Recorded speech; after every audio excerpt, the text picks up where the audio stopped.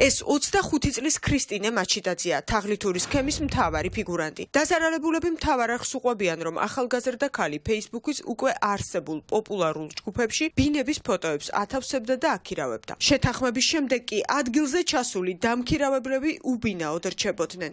იმდენი არიან ჯგუფში, რომ ხან კომენტარებში მხვდებიან, ხან რამდენიმე მომწერა კიდეც, რომ აი შენს იგივე ბინა გაქვს დაჯავშნილი, რაც მე აი სრულიად შოკირებულები. არა მარტო ბაკურიანის ჯგუფში, ეს არის გუდაურის ჯგუფშიც, ბათუმშიც აქირავებდა, ქობულეთშიც მოტყუებით. საკურორტო ზონაში ახალი წლის გატარების მსურველებს მაჩიტაძე მეტი სანდოობისთვის რამდენიმე ბინას აჩვენებდა. მოგვიანებით მოქალაქეებმა აღმოაჩინეს, რომ მათთვის შეთავაზებული სახლები სხვისი საკუთრება იყო. სხვადასხვა ბინის ფოტოების გამო მიგზავნა, რომ იქნება ეს გაწყობთ, ან ეს არ გაწყობთ, ან ვარიანტებიც იყო. არიან იქ დაზარალებულები, აი უკვე რომ გაიზარდა ეს სახის მოცულობა, ესე იგი 400-ები, 600-ები უკვე კოტეჯებში აქვთ გადახდილი, რომელიც აბსოლუტურად არ არსებობს. ამ თაღლითური სქემით ბაკურიანში წასვლის ათობით მსურველი, რომელმაც თანხა წინასწარ გადარიცხა, ახალი წლის ღამეს ოჯახებსა და მეგობრებთან ერთად ქუჩაში ღია ცისქვეშ აღმოჩნდა. ეს ხალხი გაცილებით უარეს მდგომარეობაში იყო, იმიტომ რომ 9 ადამიანი ბარგით ბავშვებით ჩავიდნენ ბაკურიანში და არანაირი ბინა, არანაირი კოტეჯი და ეს ადამიანი იქ არ დახვდა. სხვა Facebook-ის ვიპოვე, სადაც კომენტარები ეწერა ჯერ კიდევ 2021 წლიდან მოყოლებული. რომ აი მომატყუე თაღლითურად წამართვი ფული. ჩარიცხული თანხა 150 ლარიდან 600 ლარამდე მერყეობს. დამოკიდებულია ბინის ზომაზე. ყველაზე ძვირის გადახდა მათ მოუწიათ, ვისაც მაჩიტიძე კოტეჯში განთავსებას პირდებოდა. ნიშანდობლივია, რომ თითქმის ყოველ ჯერზე ფულს მოქალაქეებს სხვადასხვა პირის ანგარიშზე არიცხინებდა. ბაკურიანში არიან თაღლითები, რომლებიც ქრისტინე მაჩიტაძის სახელით აქირავებენ ბინებს და კოტეჯებს, რომლებიც საერთოდ არ არსებობს ბაკურიანში. ასევე გუდაურში არის ბევრი დაზარალებული და თანხებს ვერ იბრუნებენ უკან. მიუხედავად იმისა, რომ პოლიციაში გაცხადებული არც დაკითხვაზე ცხადდება და არც თანხას აბრუნებს უკან.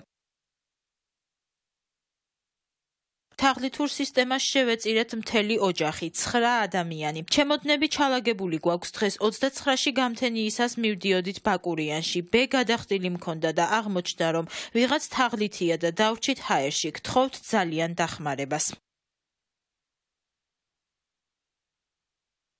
გამარჯობათ. ესე იგი მოგეხსენებათ აქაური თაღლითობების შესახებ. მეც ერთ-ერთი მათგანი ვარ, რის გამოც დავკარგე 400 ლარამდე თანხა. ვერაფერს ვაკეთებ და ვახერხებ, უკვე 2 დღეა ვწერ. ვემუქრები და ამაოდ, ფრთხილად იყავით. ხალხო, არ მოტყუდეთ ამ ქალის განცხადებით. სახლი ჩემია, სარგებლობ სხვისი ქონებით. თანხა არ გადაურიცხოთ. დაზარალებულების ნაწილი ამ დრომდე ცდილობს თანხას საკუთარი ძალებით დაიბრუნოს. ნაწილმა კი სამართლებრივი დავა დაიწყო. ნახეთ Facebook-ის საშუალებით. მეგობარმა ჩაურიცხა ბესახით 300 ლარი, ჩვენ ბესახით ჩავურიცხეთ 150 ლარი. 30 დეკემბერს, ანუ ძალიან ბევრი წერდა უკვე რომ ყველა იყო მოტყუებული და თაღლითია, ჩვენ კი გადმოგვირიცხა.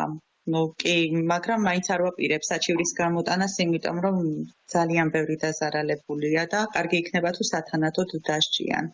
ამ დროისთვის მაჩიტიძემ ყველა ყალბი აკაუნთი თავად გააუქმა და განცხადებებით წაშალა. დავუკავშირდით მისი საქმიანობის გადასამოწმებლად და კითხვების დასასმელად. მაგრამ ჩვენი ნომერი დაბლოკა. სავარაუდოდ თაღლითობაში მხილებულ ქალთან დაკავშირებას არაერთი დაზარალებული ცდილობს. გამარჯობა. ბინის დაქირავებასთან დაკავშირებით ვნახეთ თქვენი განცხადება. 6 შინაგან საქმეთა სამინისტროში გვეუბნებიან, რომ გამოძიება თაღლითობის მუხლით დაიწყო. თუმცა სანამ უწყებაში საქმე გამოძიების ეტაპზეა, 25 წლის ქალი სოციალურ ქსელში ახალ პლატფორმებს ქმნის და თაღლითური გზით სულ უფრო მეტ ადამიანს ატყუებს.